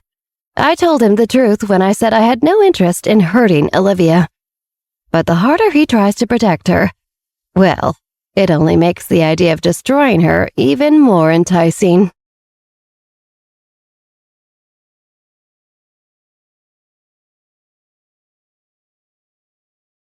The mood of the party had fallen significantly thanks to the commotion caused by Ashley and Bradley Jones' appearance. Chris was still mulling over his stepmother's invitation to Olivia. If she had tried to have him killed, who's to say she wouldn't do the same thing to Olivia? But for now, Chris tried to let it go. It was still a party after all, and he didn't want his grandfather to be any more upset than he already was. As the guests milled about snacking on the delicious hors d'oeuvres and sipping the expensive champagne Charles' staff were passing around, their mood seemed to lighten. It was as if the further Bradley and Ashley got from the Jones manor, the happier everyone at the party became. Olivia stood with Morgana and Chris when she caught sight of Charles across the room. He was smiling but looking very tired. Have you checked on your grandfather recently? She asked Chris. Chris glanced at his grandfather and shrugged. He looks fine. Has he eaten anything? Olivia furrowed her brow. She couldn't recall if she'd seen Charles eat since breakfast, and she wanted to make sure he was in good health. Grandfather never eats before dinner. Chris swallowed another gulp of champagne. He likes to save room for the jellied eels. So how much longer are you two and Old Blighty before heading back stateside? Morgana asked, hopeful to change the topic of conversation from any more foods that might make her stomach churn. We leave in 4 days for New York. Olivia smiled sadly. Even though she was glad to be returning to her normal life, she had to admit she would miss Charles. In the short amount of time she had been in England, she had grown very fond of Chris's grandfather. Hopefully, she could return with Chris the next time he came to visit. Oh, you're so lucky you live in New York, Morgana gushed. I've always wanted to go there. What's it like? Is it just fabulous all the time? How's the food in New York? Morgana asked, eyes wide as she stuffed another salmon puff into her mouth. That's all you care about, isn't it? Olivia teased, and Morgana smiled back. Well, the food is the best in the world. Oh, for sure. Chris agreed. I mean, you can get any kind of food you want from anywhere in the world and at any time of the day. How could you beat that? Oh my God, that sounds like heaven. Morgana squealed. I have to go. You definitely should. Olivia smiled. And Chris and I would be happy to show you around. Yeah, we could take you to Central Park. Olivia loves the park. Chris turned his attention from Morgana to Olivia then. Remember when we wandered home through the park in the snow? When you won me that prize from that little pop-up carnival? Olivia scooched in closer to Chris, craning her neck up towards him. That's right. Chris bent down so that his nose touched Olivia's as he stared deeply into her eyes. Ew, Morgana interjected, completely breaking the mood between Chris and Olivia. Has anyone ever told you both that the little cutesy thing you've got going on is repulsive?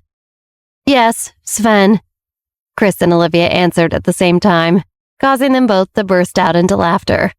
It was too bad Sven wasn't here tonight, but he had promised the London Jorgensens he would dine with them tonight. As Chris looked around the room, his eyes landed once again on his grandfather. Despite how he played it off earlier with Olivia, Chris did worry about his Grandpa Charles constantly, especially now after his father's appearance at the party.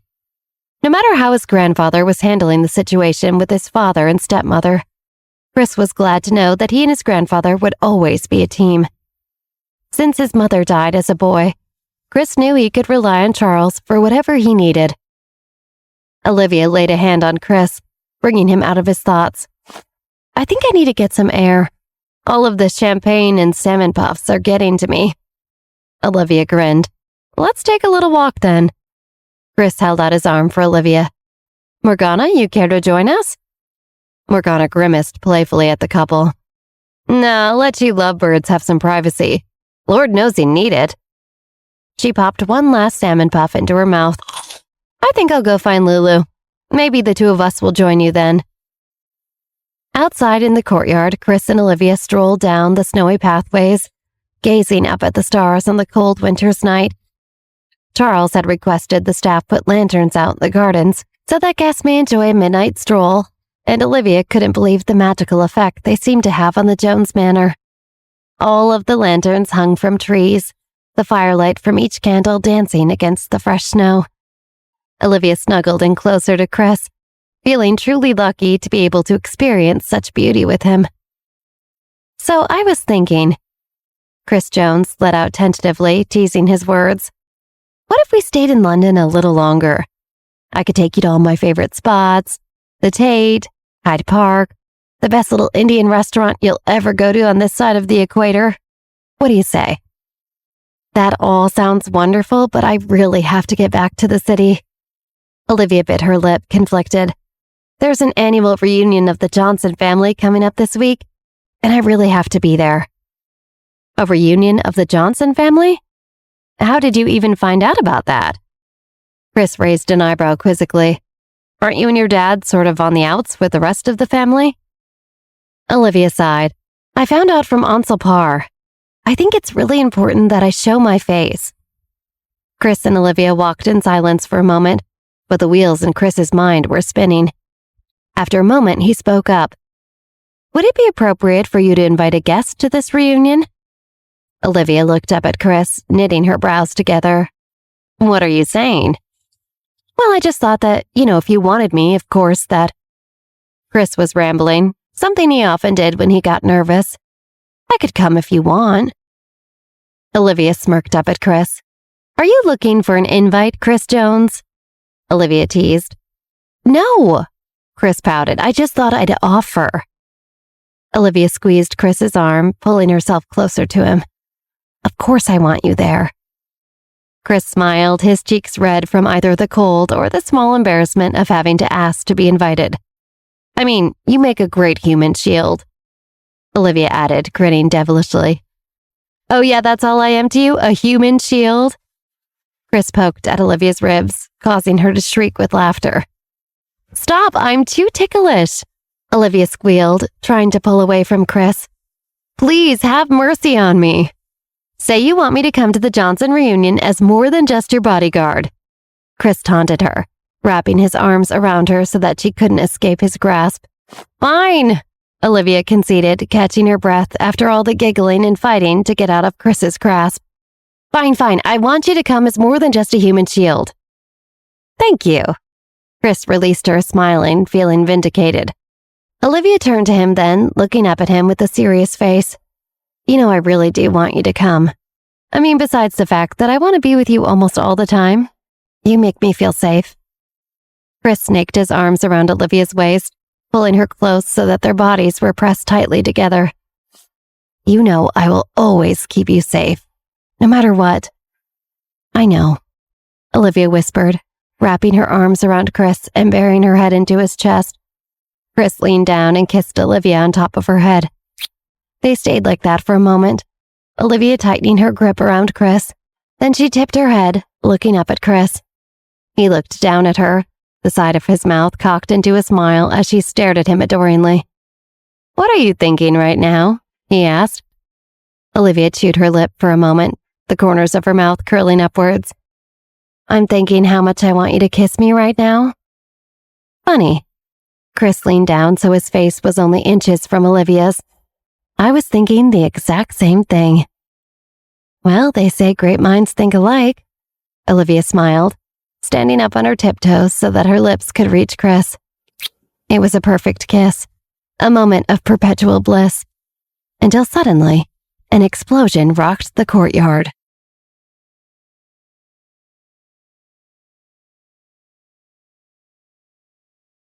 Just moments before the explosion that interrupted Chris and Olivia's kiss, Morgana and Lulu had been traipsing through the halls of the Jones mansion, giggling and gossiping as they went. So there aren't any boys you think are cute? Morgana pressed Lulu. No, not really. Lulu turned beet red as she lied through her teeth. She couldn't admit that she thought Chris was the cutest boy she'd ever seen, and doubted she would ever be attracted to anyone else ever again. I don't meet many boys my age, but maybe when I go to Paris I'll find a boyfriend. Oh my gosh, yes! Morgana squeezed Lulu's hand excitedly. French boys are the cutest. Lulu giggled. I never expected you to be like this. She waved her hand up and down, referencing Morgana's entire being. What? So charming? Morgana fluttered her eyelashes over-exaggeratedly. No, just like a normal girl. Lulu laughed. No offense or anything, but with all the poison and the bugs and everything, it's just hard to imagine that someone who has experienced everything you have would even care about something like dating. Well, what can I say? I'm multifaceted. Morgana did a little spin. Thanks to the champagne and Lulu's company, Morgana was letting loose for the first time in what felt like years. Oh, I just had a great idea. Do you know where those fireworks we got in town went? I think they're in the mudroom. Lulu wrinkled her brow, but the butlers are going to set them off later. Morgana smiled impishly at Lulu. I'm sure they wouldn't notice if a couple went missing. Come on, let's go. Morgana grabbed Lulu's hand and skipped off towards the mudroom. After the girls had secured a few of the fireworks, they scurried out to the garden to find a good spot to set them off without getting caught. At the door of the courtyard, Morgana held out her arm, stopping Lulu in her tracks. Well, look at what we have here, Morgana whispered, pointing across the courtyard to a couple caressing in the dim light of the lantern-lit garden. Lulu's heart dropped into her stomach briefly when she saw that it was none other than Chris and Olivia, but she shook off the feeling as quickly as possible. She had made a conscious decision to be happy for Chris, and she was going to abide by that. Besides, she knew deep down that Chris wasn't her person. Should we mess with them? Morgana's eyes glistened diabolically. We should totally mess with them, shouldn't we? Before Lulu even had a chance to answer, Morgana was dragging her by the wrist out into the courtyard. She quickly ducked behind a bush, pulling Lulu down with her. Okay, here's the plan. As soon as they lean in to kiss, we set one of these babies off. Morgana quickly got to work setting up one of the fireworks they had stolen from the mudroom. Lulu was not the type to pull pranks. She had never set even a toe out of line in the Jones house, but she had to admit that going along with Morgana's plan was pretty fun. Okay, let's do it, Lulu agreed, helping Morgana to secure the fireworks. They watched through a small opening in the bush, and Chris and Olivia began to get closer to one another. Their faces were practically touching when Morgana grabbed a match. Okay, now! Morgana struck the match, lighting the wick of the firework, then grabbed Lulu and pulled her away a few feet to safety. They waited for what seemed like hours, but in reality was only a few seconds, watching as Chris and Olivia's lips made contact. Then, just when they thought they had picked a dud, a firework went off with a loud crack, exploding upwards into the night sky. Olivia screamed, ducking down and shielding her head. Chris reached instinctively inside his jacket for his holster, but remembered he wasn't wearing one. Suddenly, the sky above them filled with color as the fireworks successfully went off. Before Olivia had time to process what was happening on her own, she heard the distinct sound of feminine laughter. Olivia stood, cautiously, with her arms still shielding her head. Chris caught on slightly faster, realizing there was no threat and that it had simply been a firework set off by some pranksters. Seeing Olivia still acting paranoid, he couldn't help but crack a smile. Olivia frowned, lowering her arms. "Okay, who was that?" she demanded into the night. Lulu and Morgana squealed with laughter, standing up from their hiding place behind the bush. "You should have seen yourself," Morgana wheezed. "You ducked so fast when that firework went off." Olivia rolled her eyes, crossing her arms over her chest, but she couldn't help the corner of her mouth from rising into a small smile. "Very funny, you guys." "I thought so," Lulu giggled. She had never gotten the chance to have this much fun with girls her own age. She was really and truly enjoying herself. "Oh, come on, don't be mad, it was just a joke." Morgana came out from behind the bush, still trying to slow her laughter. "I'm not mad." Olivia paused, making the girls sweat it out a little. "As long as you have more fireworks, that is, I want to try." "Of course we have more." Lulu knelt down, picking up the pile of fireworks to show off to Olivia. Olivia ran over to where Lulu stood, eagerly picking up each firework to inspect it. "Chris, do you want to join in on the fun?" Morgana asked. "I think I'm going to go check on my grandfather.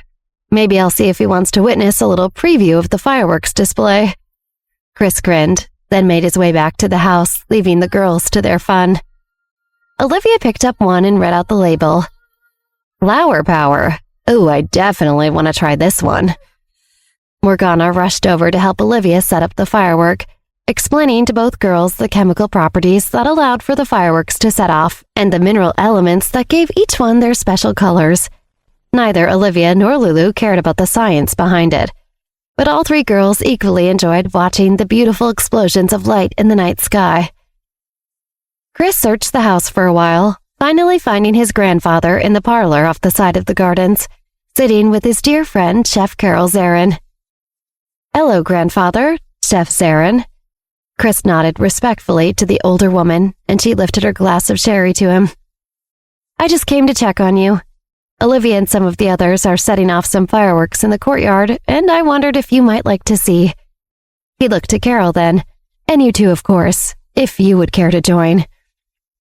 "What a kind boy you are." Charles took one of Chris's hands in his own, patting it lovingly. He turned to Carol then, still holding onto Chris's hand. "I'm very lucky to have a grandson as thoughtful as him." "And as handsome as he is," Carol added, smiling widely at the sight of grandfather and grandson together. "You kids go have fun." Charles let go of Chris's hand, waving him off. "Let us old folk have a moment of peace before we have to rejoin the festivities." "All right, grandfather, if you're sure. I'll be back to check on you soon." Chris leaned down to squeeze his grandfather's shoulder. "It was lovely to see you, Chef Zarin." Carol nodded to Chris before he turned to exit, leaving the two old friends to sit in silence. From the window of the parlor, Charles and Carol were able to see the colorful lights of the fireworks lighting up the sky. "I love seeing Christopher have such fun with his friends," Charles mused as he watched the lights. "It brings me back, being young with your friends, causing mischief at night. Do you remember feeling that young?" "No," Carol Zarin joked, and Charles let out a gruff laugh. "Weren't you the one who said you refused to get old?" Charles wagged a finger at Carol. "I did." Cheryl took another sip of her sherry. "Unfortunately, old age just didn't refuse me." "Oh, you do always make me laugh." Charles smiled at his friend. "It's been nice to have the house full of life again. Christopher and Olivia are leaving in a few days, then I go back to my quiet life." "When do you go back?" "Oh, soon." Carol looked out the window, contemplating. "My last protege just moved to Hong Kong. She was offered her restaurant in a very expensive hotel chain that's opening their first location there." "Impressive." Charles raised his eyebrows. "Quite. But without her in London, there's nothing here for me anymore." Carol sighed. "It's time to go back to my little island in Greece, where I can do nothing all day but drink wine and eat olives." "That doesn't sound so bad. Maybe I'll join you," Charles teased. "I have been trying to get you to come out for years," Carol tissed. You know you are always invited." "I have no business being on a beach." Charles waved his hand, dismissing the notion. "Carol, do you ever think about returning to the States?" "I think about it," Carol nodded, "but never too seriously. It's not as if things are going particularly smoothly over there." "True enough," Charles chuckled. They sat in silence for a moment, watching the fireworks display taking place in the distance. "Charles," Carol turned in her seat to better face her old friend. "How is Bradley doing? I heard he was here earlier." Charles sighed deeply at the mention of his son. "Oh, Carol, I don't know what happened to that boy." Charles stared out the window, but it seemed he wasn't looking at anything. "He was always such a good boy, and his mother and I raised him to be a good man. But this woman he's with—" "Ashley is her name," Carol gently interrupted. "That's right, Ashley." Charles almost sneered as her name left his mouth. Christopher's mother was kind and generous, everything we had hoped for in a wife for Bradley. But since her death, he's never been the same. And his new wife, well, she is. Charles couldn't bring himself to say how he really felt. Carol sensed her friend's difficulty and decided to interject. "She's a bloody whore, that woman." Charles let out a hearty laugh. "Well, yes, I suppose she is, isn't she?" The two old friends laughed then, enjoying the moment. But Charles' smile soon fell again as he thought, "I don't know what will happen to the Jones family when I go." "Oh, Charles, you will never die."